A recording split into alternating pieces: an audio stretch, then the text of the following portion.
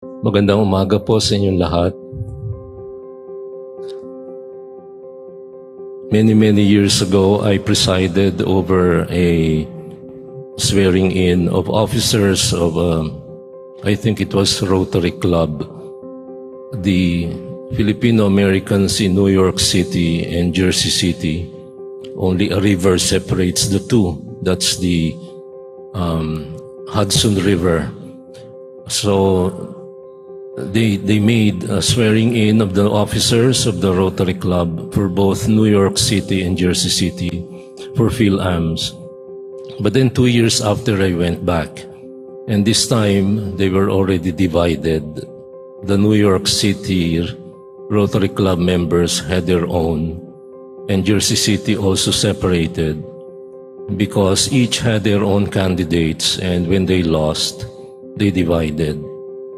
Again, many years ago, I presided over the swearing in of officers of the Caviteños of California. I'm from Cavite. Then 3 or 4 years after, I came back, I went back, and that time around, they were already divided. The Caviteños of Northern Ca and the Caviteños of Southern California. And then years after I went back, they were already divided into the Silangeños, Mendeseños, Dasmarineños, Amadeo, from Amadeo, and everywhere else. I guess division is a reality in life. And that type of division may not be good. But there is a division that is good. A division that comes from a decision. And this is the problem of Zedekiah who couldn't decide. The narrative brought forth by the lobby group said Jeremiah is making life miserable for everybody. He's a pain in the neck, so you better get rid of him, Zedekiah, Lord King. And so he was thrown in a cistern. And then another lobby group came around saying, Lord King, Zedekiah is in pain. He doesn't deserve it, and so, okay, so take him out of the cistern. He couldn't decide. He couldn't make a choice. When you make a choice, automatically, you shut out all the rest who didn't agree with your choice. And this type of division may not be good. But let me tell you about a division that is good. When there is fertilization that takes place in the womb of a woman after the introduction of the sperm and the union with the egg, you have a zygote, which is essentially a cell. But through mitosis and cell reduplication, you divide. But that kind of division is not a type of separation because you don't agree with the other cell. It is the law of nature. Mitosis, cell duplication and reduplication. This is division in the interest of growth.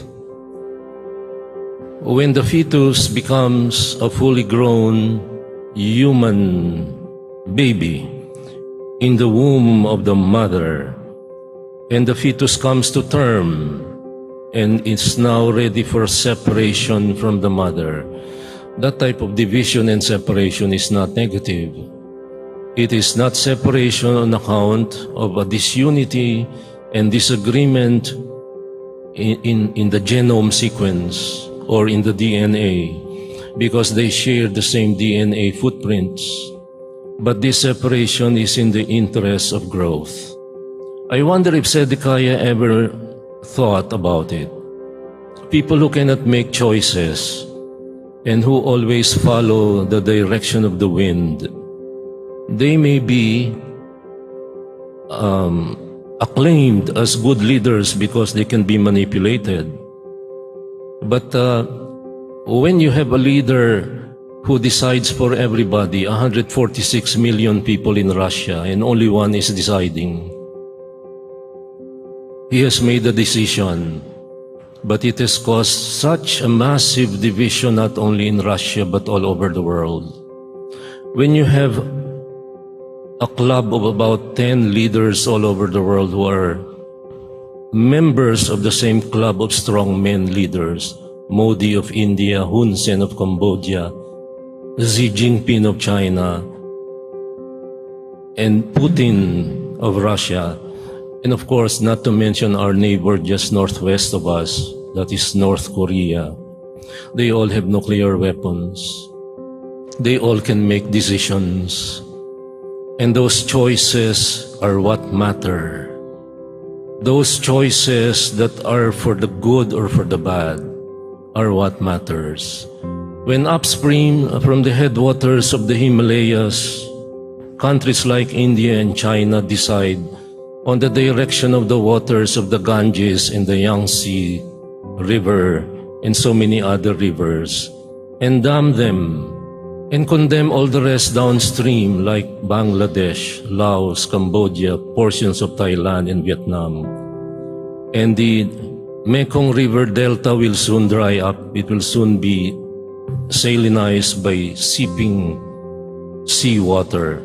Those are choices that create massive suffering and division. Today, the Lord talks about division, but He talks about a different form of division. I have come to set earth on fire. Fire. Fire is destructive. Having been in Mandaluyong twice, I know that there is a fire every time Christmas comes around, somewhere in Welfareville. They call it something else now. Somewhere in, I forget names of places, but every year there is a fire. Fire is destructive.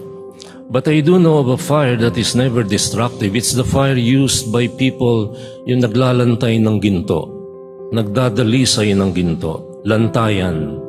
Yung apoy sa ilalim lang ng lantayan ay hindi tinutupok at hindi inuubos ang gold ore. Kung hindi dinadalisay, pinagbabago, pinagaganda, ginagawang puro. Fire. I have come to set the earth on fire. So my question is this: what type of fire burns within you?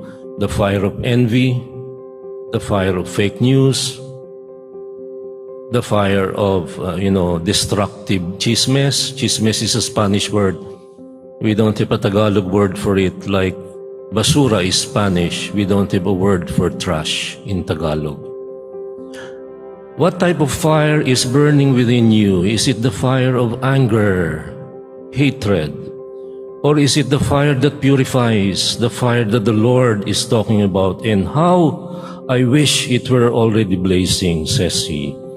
And then He talks about a baptism of fire, a baptism of blood, with which He must be baptized. He's talking about the crucifixion, a cruel form of capital punishment invented by people on fire with anger.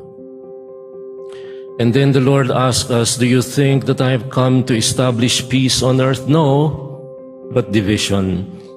And now I go back to my thesis, cell reduplication. When you make a choice for what God wants, ano ang gusto ng Diyos, automatically gagawa kayo ng gusot.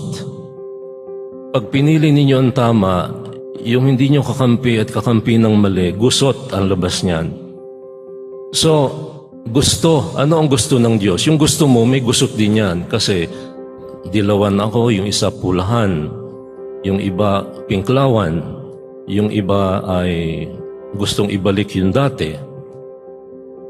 Naribise na ang kasaysayan at nabago na ang narrative. Nabago na ang tinatawag nating mga meta-narratives. Kaya usong-uso na ngayon ang cancel culture. Pag ikaw ay nagwika ng tama, ano ang sabi ng mga bata? Ikaw na. O ikaw na ang magaling. Cancel culture, di tameme na ako na ang magaling eh. Pagka matanda nagsalita, ay thunders naman yan eh. Matandang hukluban. Pagka pari ang nagsalita, ay dapat lang. Trabaho nila yan eh. Nakansila pati simbahan. Yan ang wokeism. The woke culture, hiding behind one-liners, like Black Lives Matter. That's true, but not entirely true, because all lives matter, not only black lives. But an ideology is behind that one-liner. That ideology is harmful, it's cynical, it's not critical. These critical theories that abound now in postmodern, wokeist culture that translates into the cancel culture. Then if you choose the right, at ang gusto ng Diyos, gusot, away, murahan sa social media, calling each other names that you would not use otherwise, in live discourse, gusot. Today, the Lord calls us to a choice, and that choice calls you to decide. That decision might cause division. And let us be reminded that not all division is bad. Cell reduplication, the separation of the baby from the mother in the event of live birth, that is not separation out of hatred. It's separation in the interest of growth. It is new life. That cell reduplication that happens in the womb of the mother, that turns into a fetus, the zygote becoming a fetus, the fetus becoming a baby. It's a one continuum, the continuum of life. And if you choose life, gusto ng Diyos, gusot. I cannot forget one of my masses. Maybe I've told this story already before. When I was studying in Baltimore, I would say Mass every weekend in Northern Virginia, just a stone's throw away from the Potomac River from DC. And then I would say Mass every first Friday in the World Bank, IMF World Bank. And of course, I cannot say this because this is online, so I'd rather not say this, but I'd say the story. The story is after Mass, when I talked about abortion, a lady came up to me. Father, I didn't like what you said. What did I say? You talked about abortion. And what's wrong with it? It's the teaching of the church. No, you have no right to talk about abortion. Wala kang matres. Positionality. This is the in thing now about the cancel culture. Positionality, intersectionality. Kung wala ka dyan, wala kang pari ka eh, wala ka namang pamilya eh. Why do you talk about family? Intersectionality, lack of positionality, and therefore at the end, you cannot say anything anymore. In the interest of political correctness, but in the interest of growth, the Lord tells us, I have come to set the earth on fire, and how I wish it will already be blazing. Now the question is, what fire is raging inside you? And then, what choices do you make on account of that fire? And then, what decisions do you take? If it causes division, welcome to the club.